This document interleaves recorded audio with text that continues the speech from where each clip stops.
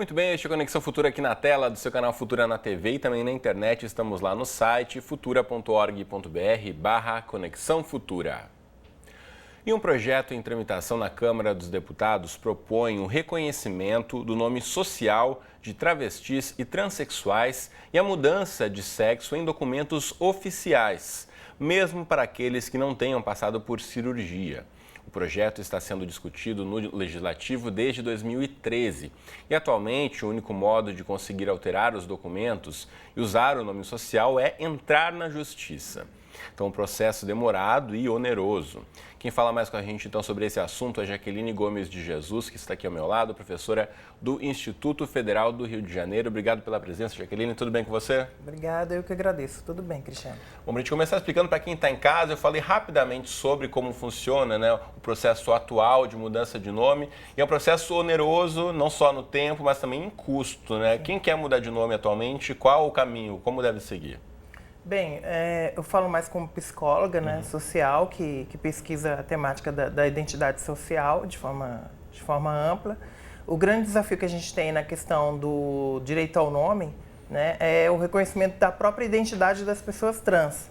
Quando a gente fala nessa sociedade, nesse tempo que a gente vive, de pessoas trans, a gente ainda geralmente se refere a pessoas consideradas transtornadas, doentes, com algum transtorno psicológico.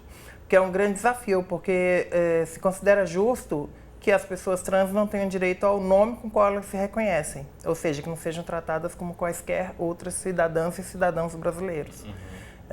Então é um direito fundamental, o direito ao nome. O Brasil não tem legislação, infelizmente, a respeito, até porque nós temos o nosso legislativo, ele é extremamente retrógrado e não é de hoje, E as demandas de minorias, principalmente da população trans em particular, dependem muito do judiciário, que eventualmente tem decisões bastante favoráveis, como ação direta de inconstitucionalidade, que tramita no Supremo Tribunal Federal a respeito da questão do direito ao nome.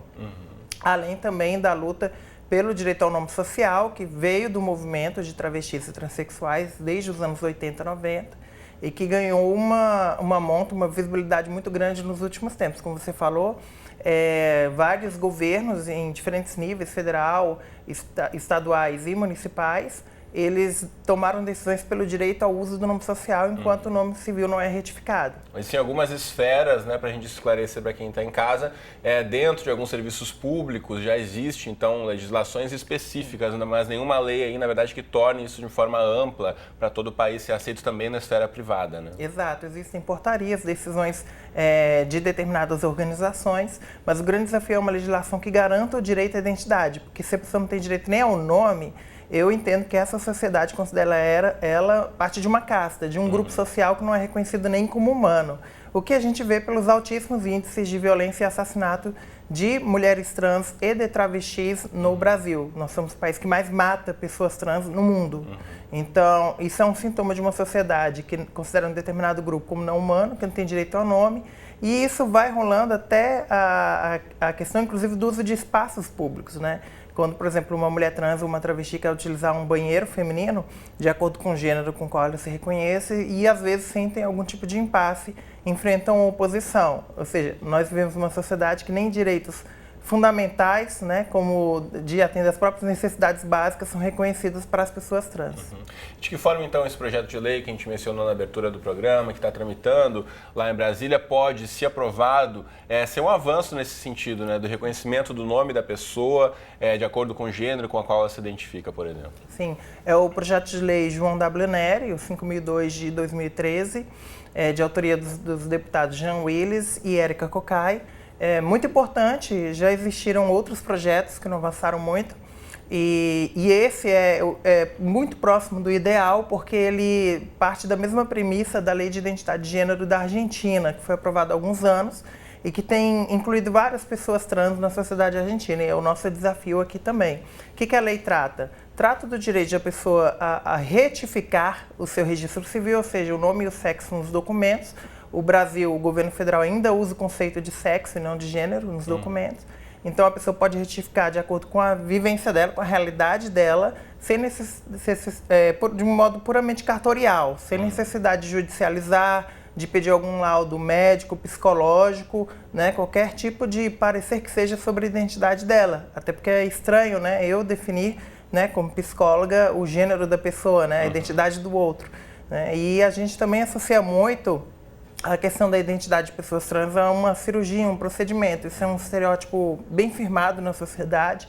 Então é um grande desafio também mudar esse estereótipo, né, que a gente cria identidade por cirurgia e reconhecer que as pessoas são como elas são, da forma como elas se reconhecem no mundo. Isso é importante ser mencionado porque causa, né, muita confusão até nas pessoas que não estão inseridas nas discussões em relação à população trans. Quando a gente fala pessoas trans, estão inseridas na travestis, transexuais, sim.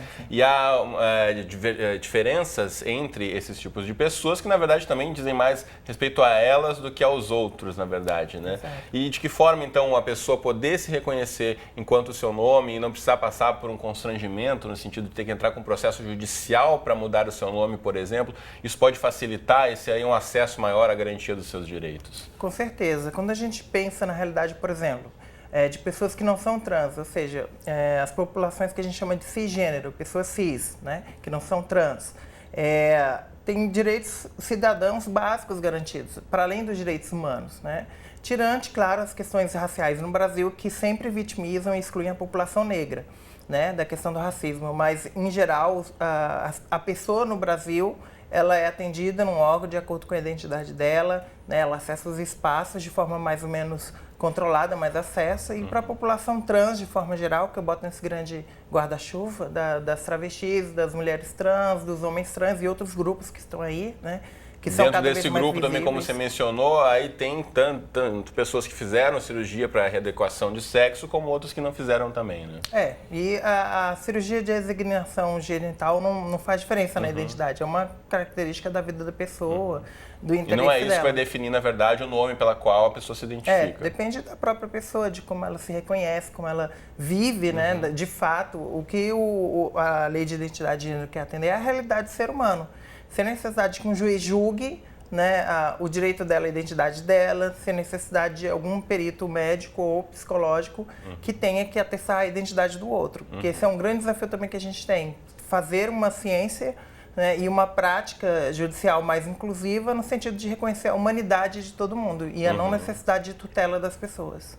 Em relação a essa discussão, você mencionou a questão do banheiro, né, de qual banheiro utilizar. A gente sabe que recentemente nos Estados Unidos o presidente Barack Obama determinou que os banheiros nas escolas públicas também não devem ser definidos por gênero, até para facilitar em relação ao uso dos banheiros por pessoas trans. De que forma você vê essa discussão, o avanço que ela tem tomado em outros países e em que pé a gente está aqui no Brasil em relação a essa discussão, por exemplo? É um momento interessante, eu acho que nessa questão a gente está acompanhando a discussão internacional, principalmente dos Estados Unidos, que tem muito a ver com a nossa. Nós também temos várias legislações inclusivas que surgiram em função de tentativas de repreensão, de proibição de determinadas pessoas trans, principalmente travestis, utilizarem banheiros, de acordo com o gênero com o qual elas se reconhecem.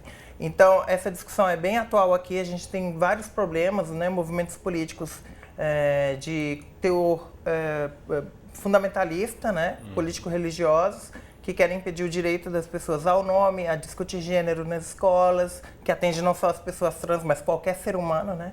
E o uso do banheiro. O uso do banheiro é significativo, né? Se a gente pensar na história da humanidade, né, essa questão de apartação de banheiros vem desde, por exemplo, o apartheid na África do Sul, o apartheid de fato, segregação racial nos Estados Unidos, né? O fato de que o Congresso Nacional do nosso país, nos anos 60, quando foi desenhado, não foi pensado banheiro para as parlamentares, porque nem se imaginava.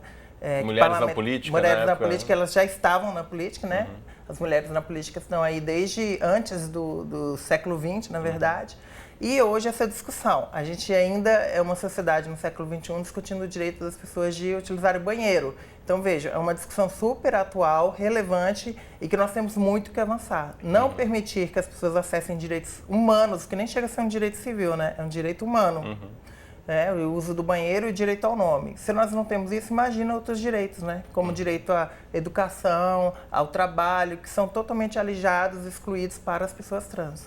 Bom, a gente está numa semana em que, infelizmente, o mundo ficou chocado aí com um incidente que aconteceu também nos Estados Unidos, em Orlando, com um massacre aí de mais de 49, na verdade foram 49 pessoas mortas, mais de 50 feridos, num incidente numa boate frequentada por gays em Orlando, na Flórida, nos Estados Unidos.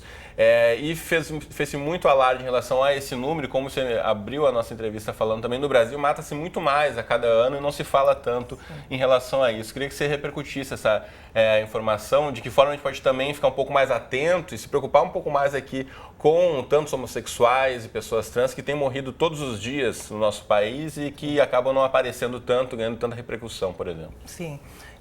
Primeiro, toda solidariedade, né, à população dos Estados Unidos, de Orlando, e a comunidade LGBT de Orlando, ante essa violação de direitos explícita, como ocorreu num lugar fechado e com um número extremo. Essa chacina realmente é chocante e tem que ser repudiada. E serve para a gente refletir também sobre as nossas mazelas aqui. Só nesse ano a gente vê, por contabilidade de organizações de pessoas trans no Brasil, foram assassinados mais de 50 travestis e mulheres trans no Brasil este ano. Por contabilidade internacional, uma pesquisa principalmente feita a partir de ONGs brasileiras, o Brasil matou mais da metade das pessoas trans do mundo. O Brasil sozinho é responsável por metade dos dados de assassinato de pessoas trans em toda a América Latina. Então, nós somos um país muito violento. Além de marginalizar as pessoas trans, nós praticamos de fato genocídio. A lógica não só de exterminar para controlar, mas de matar para acabar.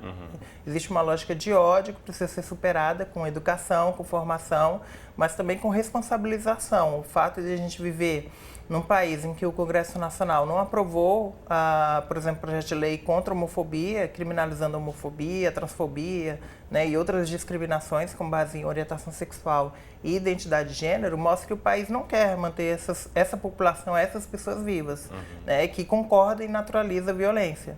Então, só nesse ano tivemos mais de 50 pessoas trans, principalmente travestis e mulheres trans assassinadas. E isso não é divulgado.